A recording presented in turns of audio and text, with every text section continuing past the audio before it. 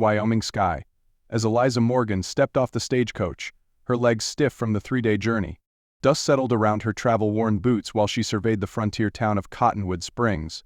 A cluster of wooden buildings lined the main street, a general store, saloon, blacksmith, and what appeared to be a small hotel.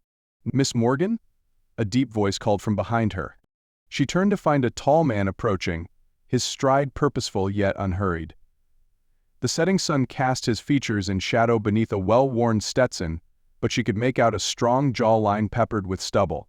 "Mr. Donovan?" she responded, recognizing the name of her late father's business partner. He nodded, removing his hat. "James Donovan, at your service. Your father spoke highly of you in his letters." His eyes, a startling shade of blue, assessed her with frank curiosity. "I'm sorry for your loss, Miss Morgan. Your father was a good man." "Thank you."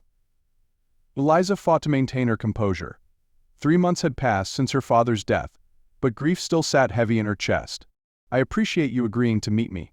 "It's the least I could do." He gestured toward her luggage. "May I?" When she nodded, he hefted her trunk with ease. "My wagon's just over there." He nodded toward a sturdy buckboard at the end of the street. "We've got about an hour's ride to the ranch before nightfall." As they walked, Eliza felt the curious stares of townspeople. A woman traveling alone to the frontier was unusual enough, but her purpose here would raise even more eyebrows. "Word's gotten around that Charles Morgan's daughter has come to claim her inheritance," James said, as if reading her thoughts. "Half ownership of the Double M isn't sitting well with some folks." "I imagine not," Eliza replied. "A woman running a cattle ranch doesn't fit their notion of proper." A smile tugged at the corner of his mouth. "No, ma'am, it doesn't." "Does it fit with yours, Mr. Donovan?" He loaded her trunk into the wagon before answering. "What matters to me is whether you can do the work, Miss Morgan. Ranching is no easy life." "I grew up on a ranch, Mr. Donovan. I may have been away for a few years, but I haven't forgotten how to ride or work cattle." "Good." He offered his hand to help her onto the wagon seat. "Because we've got 500 head to drive to market in 3 weeks." As the wagon pulled away from town, Eliza stole glances at her new business partner. James Donovan wasn't what she'd expected. From her father's letters, she'd imagined someone older, rough-hewn and weathered. This man couldn't be more than 30, with an air of quiet confidence that spoke of capability rather than arrogance. "How long did you know my father?" she asked as they traveled the winding dirt road. "Close to 5 years. We met in Cheyenne.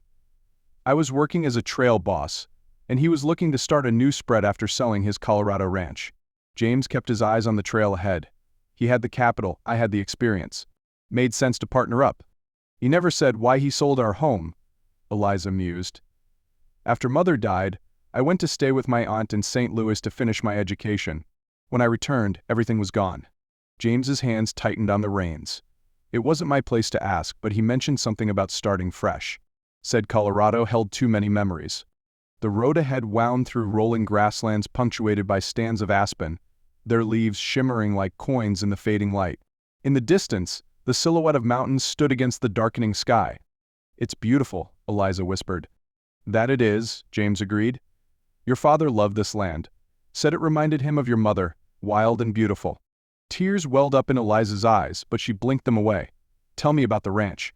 As James described the operation, the cattle, the hands, the challenges they faced, Eliza found herself studying his profile. There was something compelling about the way he spoke, with passion tempered by practicality. This was a man who loved the land as much as her father had. "We're here," he announced as they crested a small rise. Below them lay the Double M Ranch, a sturdy main house built of hewn logs, a large barn, bunkhouse, and various outbuildings. Lanterns glowed in windows, casting warm light into the gathering dusk. "Home," she whispered, the word both strange and familiar on her tongue. Dawn broke early on the Wyoming plains, painting the eastern sky with streaks of pink and gold. Eliza was already dressed and downstairs when Mrs. Abernathy, the housekeeper, entered the kitchen. "Goodness, Miss Morgan. Didn't expect to find you up and about already," the older woman exclaimed, quickly tying an apron around her ample waist. "Old habits," Eliza smiled. "On my father's Colorado ranch, we were up before the sun. Well, you just sit yourself down. I'll have coffee and breakfast ready in no time." Eliza shook her head. "I'd rather help if you don't mind. I'm not one for sitting idle." Mrs. Abernathy assessed her with newfound respect. "Very well then. You can tend to the biscuits while I fry up some ham and eggs." By the time James arrived, they had a hearty breakfast laid out on the kitchen table. He paused in the doorway, surprise evident on his face. "Good morning, Miss Morgan. You're up early." "Mr. Donovan." She nodded toward the table. "Please, join us. Mrs. Abernathy and I were just about to eat." Throughout breakfast, James outlined the day ahead, checking fence lines, moving a herd to fresh pasture, and meeting with the hands to discuss the upcoming cattle drive. "I'd like to accompany you," Eliza stated, meeting his gaze directly. James considered her request, his expression unreadable. "It'll be a long day in the saddle." "I'm aware of that, Mr. Donovan. If I'm to be a partner in this ranch, I need to know every aspect of its operation." After a moment he nodded. "Very well. I'll have Tomas saddle a horse for you." An hour later they rode side by side along the western boundary of the ranch. Eliza, dressed in practical riding clothes, a split skirt that allowed her to ride astride, felt more at ease than she had since arriving. The rhythm of the horse beneath her was familiar and comforting. "You ride well," James observed, breaking a comfortable silence. "My father taught me when I was barely old enough to walk," she replied. "He said a person who can't sit a horse has no business on a ranch." "Sound advice?" James agreed. Charles was full of it, sound advice, that is. They reached a section of fence in need of repair. Without being asked, Eliza dismounted and held the horses while James gathered tools from his saddlebags. "You know," he said, as he worked to mend a broken rail, "most ladies would balk at spending a day checking fence lines." "I'm not most ladies, Mr. Donovan." A smile played at her lips. "Besides, I find a day outdoors far preferable to being trapped inside with needlework." His laugh was unexpected, rich and genuine. "Your father mentioned your independent spirit. Said you were more comfortable on horseback than at society functions." "He knew me well," Eliza acknowledged, feeling a bittersweet pang at the memory of her father, though I suspect he hoped my time in St. Louis would tame that spirit somewhat. "Did it?" "What do you think?" she countered. James looked up from his work, studying her with those penetrating blue eyes. "I think Charles Morgan would be proud of the woman his daughter has become." His words warmed her more than they should have. Clearing her throat, she changed the subject.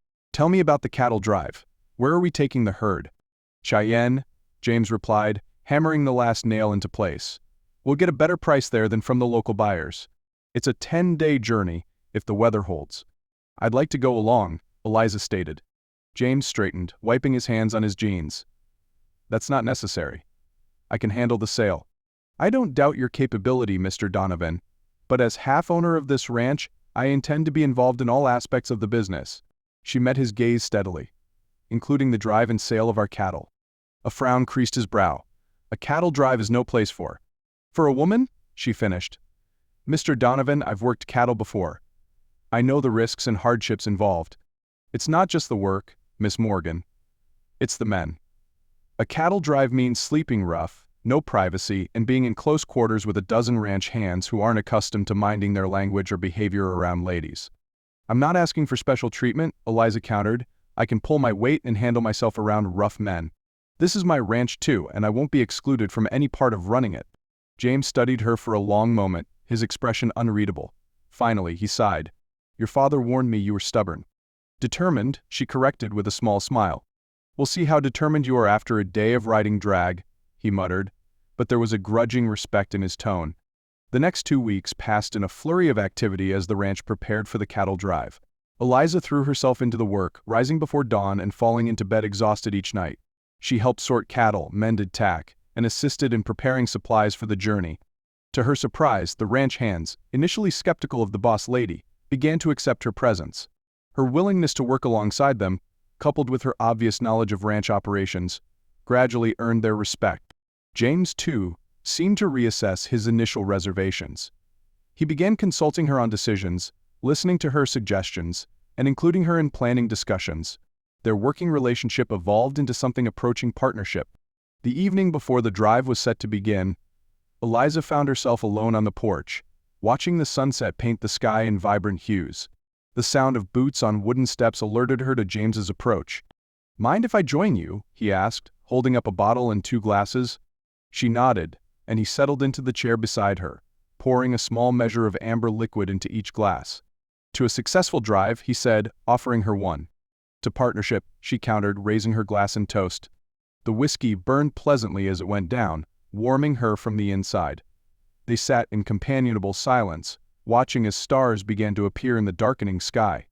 "You've surprised me, Miss Morgan," James said eventually. "How so, Mr. Donovan?" "I didn't expect Charles's daughter to be so," he searched for the right word, capable. Eliza laughed softly. "You expected a delicate flower who would sell her share and return to civilization at the first opportunity." "Something like that," he admitted. "Instead, I find myself with a partner who works as hard as any man on this ranch and has a head for business to boot." "Disappointed?" she teased. "Not in the slightest." His voice had softened and something in his tone made her pulse quicken.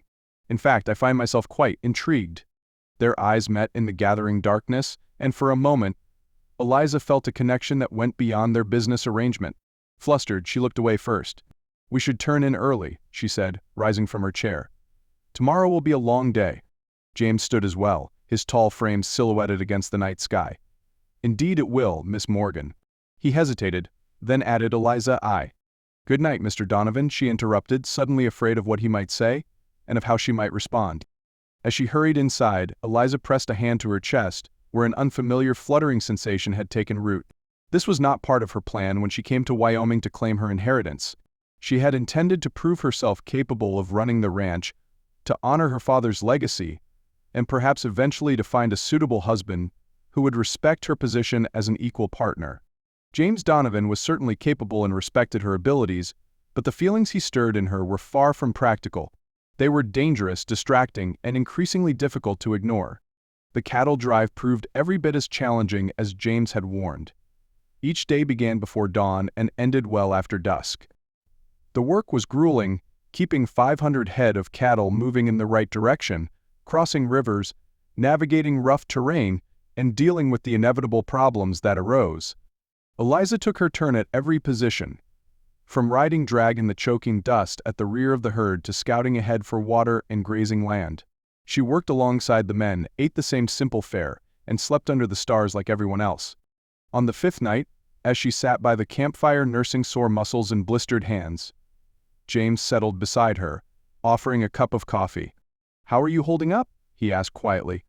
"I'm fine," she insisted, though exhaustion was evident in every line of her body. James smiled. "You're stubborn, Eliza Morgan." "Determined," she corrected automatically, returning his smile. "Either way, you've impressed the men. Even old Hank said he'd never seen a woman work cattle the way you do." High praise indeed, coming from him. Eliza sipped her coffee, savoring its warmth. "What about you, Mr. Donovan? Have I impressed you as well?" In the firelight, his eyes seemed to darken. "You know you have," he replied, his voice low. "From the moment you stepped off that stagecoach, demanding to be treated as an equal." "Not demanding," she protested. "Expecting." A fine distinction. His smile reached his eyes, squinting at the corners in a way that made her breath catch. "Either way, you've more than proved yourself." Firelight flickered across his features, highlighting the strong planes of his face. Eliza found herself studying him, the way his hair curled slightly at the nape of his neck, the tiny scar above his right eyebrow, the gentle curve of his mouth. When had she started noticing such things? "What will you do after we sell the cattle?" James asked, breaking into her thoughts. "Return to the ranch," she replied, surprised by the question. "Continue building what my father started." "Why do you ask?" He shrugged, poking at the fire with a stick. "Some women might find the frontier life too harsh after a time. Might long for the comforts of city living. Is that what you think I'll do?" "I think," he said carefully, "that you're unlike any woman I've ever known. I wouldn't presume to predict what you might do." Their eyes met across the small space between them, and something unspoken passed between them, a recognition of mutual respect and growing affection that neither was quite ready to acknowledge. The moment was broken by Hank calling for James's attention. With a reluctant smile, he rose to his feet. "Get some rest, Miss Morgan. Tomorrow will be another long day." Eliza watched him walk away, aware that something fundamental had shifted between them. James Donovan was no longer merely her business partner, he was becoming something more important, more essential to her happiness. The realization was both thrilling and terrifying. Cheyenne bustled with activity as they drove the cattle into the stockyards. After days on the trail, the noise and crowds of the city were jarring. Eliza, dust-covered and weary, drew curious glances as she rode alongside James at the head of the herd. "You should get a room at the hotel," James suggested once the cattle were secured in pens. "Clean up, rest, I'll handle the buyers." Eliza straightened in her saddle. I didn't come all this way to sit in a hotel room while you conduct our business, Mr. Donovan. A smile tugged at his lips. I didn't think you would. Just offering the option. They stabled their horses and made their way to the hotel. After securing rooms and taking time to wash away the trail dust, they met in the lobby, both transformed by clean clothes and a touch of civilization. Eliza, dressed in a simple but elegant blue dress, her copper hair swept up in a practical style, felt James's appreciative gaze as she descended the stairs. He looked equally transformed in a clean shirt and tailored vest, his dark hair still damp from washing. You clean up well, Mr. Donovan, she remarked, pleased to see color rise in his tanned cheeks. As do you, Miss Morgan. He offered his arm. Shall we? The cattle buyers will be meeting us at the exchange in an hour. The negotiations went better than Eliza had dared hope. Their cattle were healthy and well-fed, commanding top price from buyers eager to supply the growing demand for beef in eastern markets. Her presence, far from being a hindrance, seemed to intrigue the buyers, who listened attentively to her knowledge of the herd and its management. By evening, they had sold the entire herd at a price that exceeded their expectations. James suggested dinner at the hotel restaurant to celebrate, and Eliza readily agreed. Over a meal far more refined than trail cooking, they discussed plans for the ranch, improvements to be made, expansion possibilities, breeding stock to be purchased. We make a good team, James observed, raising his glass in toast. Yes, we do, Eliza agreed, meeting his gaze. My father chose his partner well. I'd like to think he'd approve of how we're continuing his legacy. I'm sure he would. Eliza smiled, a bittersweet pang of grief mingling with pride. He loved that ranch more than anything. Not more than anything, James corrected gently. He loved you more, spoke of you constantly. Tears were in her eyes. Did he? James nodded, reaching across the table to cover her hand with his. He was so proud of you, Eliza. Said you had your mother's beauty and his stubbornness. A combination that would either drive a man to distraction or make him fall hopelessly in love. The warmth of his hand on hers sent a flutter through her chest. And which is it for you, Mr. Donovan? Distraction or? His eyes, so blue and earnest, held hers. Both, I think. From the moment you arrived, challenging every notion I had about what a woman should be or do. I've never been very good at meeting expectations, she admitted. Thank God for that, he murmured, his thumb tracing circles on her wrist. Conventional women bore me. Laughter bubbled up from inside her. Well, I can promise never to bore you, James Donovan. I'm counting on it. Eliza Morgan. His expression grew serious. I know we've only known each other a short time, but I feel as though... As though what? She prompted when he hesitated. As though I've been waiting for you without knowing it. As though everything, partnering with your father, building the ranch, was leading to this moment. His words resonated within her, giving voice to feelings she'd barely acknowledged to herself. I feel it too, she whispered. The crowded restaurant faded away until there was only the two of them, connected by clasped hands and shared understanding. I'm not asking for promises, James said carefully. Only the chance to see where this might lead. Eliza smiled, her decision already made. I came to Wyoming to claim my inheritance, Mr. Donovan. I think I may have found something far more valuable than land or cattle. His answering smile was like sunrise breaking over the plains, full of promise and possibility. Then perhaps we should toast to new beginnings, Miss Morgan. To new beginnings, she agreed, raising her glass. And to wildflowers that bloom in unexpected places. As their glasses clinked, Eliza knew that her journey had only just begun. The path ahead would not be easy. Running a ranch never was. But with James Donovan by her side, facing the challenges together, she had never felt more certain of her future. The Wyoming sky stretched endless and blue above the land they both loved. A land where a determined woman and a principled man could build something lasting together, a legacy of their own.